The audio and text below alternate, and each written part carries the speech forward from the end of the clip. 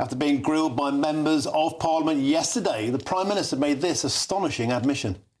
Is the Prime Minister aware that some farmers who have terminal diagnosis now are actively planning to expedite their own deaths so they hit before April? Is he aware of that?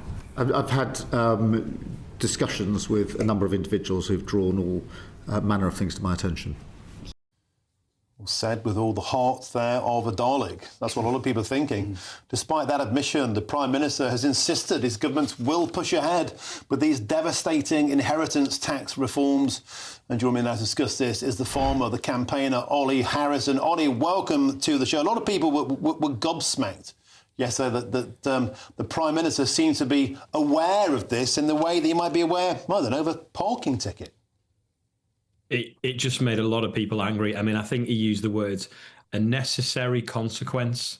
So when Alistair Carmichael came in after Cat and said similar things, you know, we've heard different reports of farmers taking their lives, and he went, well, we've looked at the policy. It only affects a quarter of farms, which we know is absolute rubbish. It's just a blatant lie. His own DEFRA department told him this a few days later, and then goes, yeah, it's a necessary consequence. You know, it's a regime. I didn't think I'd live in a country where farmers are dying for the land, for someone to take the land. It's just bonkers. You know, Ollie Harrison, I had a farmer in the studio, a pal of yours, Dan Willis. He was telling me that his mother is contemplating ending her life early to avoid paying inheritance tax and to pass the farm on. This isn't process. This isn't bureaucracy. It's humanity. People think it's cruel. Yeah, if someone's worked their whole life to build a business, it doesn't have to be a farm. It can just be a business, and their motivation is to provide for the next generation and their children. You know, they've done it for the kids, and then it can be ripped away on their deathbed, grave robbed. You know, there's no doubt about it. Then if they know that they, by not being around after April, can stop this and not have wasted a lifetime, you can see why. And this is it's barbaric what's being proposed. And you know, we've asked for a pause. We've asked for it to be, you know, brought in after 7 years to give people time to plan. You know, we've given them another option like to generate them more income, and they just won't go with it. I mean, the guy must be dead behind the eyes. I don't get it. I mean, someone said to me yesterday, one of the MPs actually that had been in that debate, you might as well debate with the talking clock. You know, there's just no emotion with him, is there at all? OK, Ollie Harrison, thank you very much for joining us. We're short on time. We have to leave it there. Thanks for your opinion. Let's get some reaction from my panel, Serrano and Joe. Joe, let's come to you first. Farming is in your family too. How do you react to this? It seems to be detached from emotion. Well, I think Keir Starmer's reaction was just unbelievable. I mean, it just beggars belief that anybody could be so empathetic. I just find it staggering. We're talking about £1 million, which of course sounds like a lot of money. It wouldn't buy you a house in North London. And £1 million, if you take in a farmhouse and land and, you know, barns and outbuildings and other assets that you would have, it's nothing. It's nothing. I'm sure, you know, if you have Ollie Harrison on again, ask him how many hours a week he works, like most farmers, and how much that works out at per hour. It is absolutely appalling, and this government have been quick to do U-turns when they've been lobbied on other things like benefit reform. This is a disgrace. My guest earlier on, Serrano, told me that he's facing a £1.6 million inheritance tax bill for a business that makes £18,000 profit a year. Yeah, exactly. I mean, a lot of farming businesses, farming families, they might be asset rich, but they're cash poor. The income, the yield on the land that they might own is actually relatively small. And that's why this is so painful. It's not like another business that you would get out there. These are people who feed this country. They're people who curate our countryside. The countryside doesn't just look the way it does because it always has. It looks the way it does. It looks so wonderful because our farmers look after it. And if we decimate this industry, if we hand it over to big US companies who'll buy it all out, then we're going to lose something that's very precious. Hello, I'm Bev Turner. Now, it can feel like the money in our bank accounts at the moment does not keep up with the cost of living, and maybe there's a solution. I'm here today with the CEO of TallyMoney, Cameron Parry. Cameron, what is TallyMoney?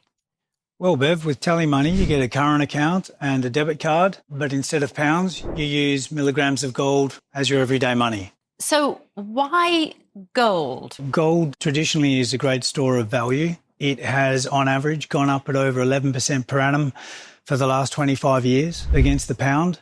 It's tripled in value in the last decade. And in the last 2 years alone, it's increased by 50% against the pound. Banks' savings products just can't compete with that level of growth.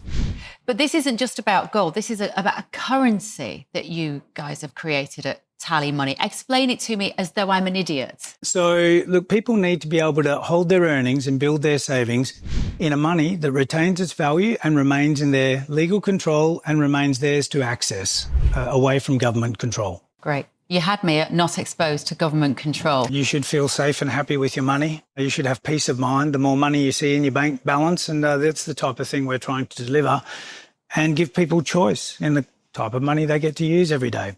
Brilliant. Thank you so much, Cameron. Thank you.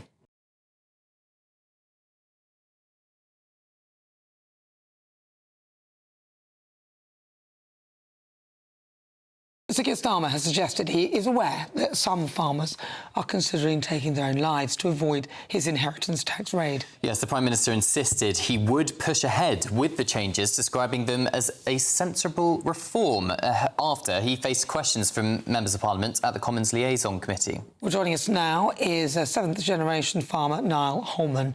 Niall, welcome to the programme.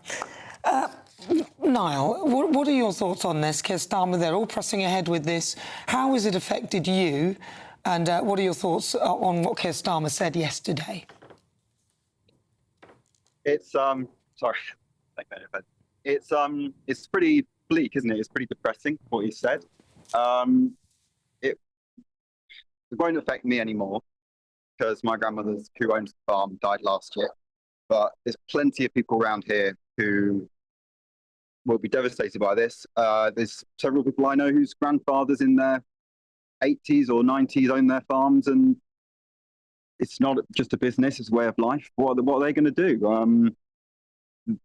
Their grandfathers are probably feeling immense internal pressures to die before this deadline, to pass over their farm successfully to their children and grandchildren. It's a basic decision, really. It's one most people would take. A Labour member of Parliament actually challenged the Prime Minister yesterday, Cat Smith, at that committee and said that he's disrespecting the countryside. And as you're making the point there are a number of terminally ill or elderly farmers who are considering this unimaginable position where they could take their own life. What is it that you think the Prime Minister and the Chancellor are not getting here? There's no connection between the Chancellor, the Prime Minister, and the countryside. They don't understand it. There's no connection to it, and they don't understand it's not just a business. It's a livelihood. It's a way of life, and there's not a lot. I think they get it. People are going to kill themselves. It's simple. Like why wouldn't you? It's not a tax dodge. It's just to keep their farms going, to pass on everything that's passed on to them, to their children. Well, why wouldn't you do it? There's nothing not to get, really. On top of everything else at the minute, every decision the government makes regarding farming, they change, back down on, run out of money. Sorry, there's not that many words. Niall Holman, thank you very much. Really good to talk to you. He's a seventh-generation farmer. Just to remind you, yesterday at the Liaison Committee on Monday, the Prime Minister was asked whether he was aware that some farmers who have terminal diagnoses are now actively planning to expedite their own deaths before the tax rate comes into effect. And he said, I've had discussions with a number of individuals who've drawn all manner of things to my attention. Then he was asked whether he agreed that nobody should feel that they'd be better off dying before April. And he said, no, of course, but governments have to bring about sensible reform. So that's just to keep you up to date. And if you are struggling as well yourself, you can call Samaritans on 116 123.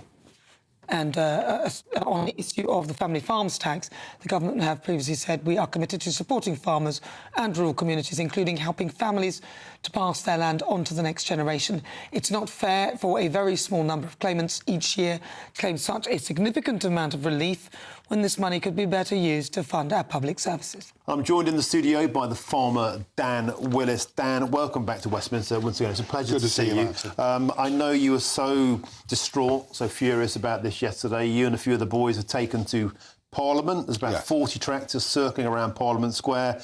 Tell us about what's motivated you to come here once again.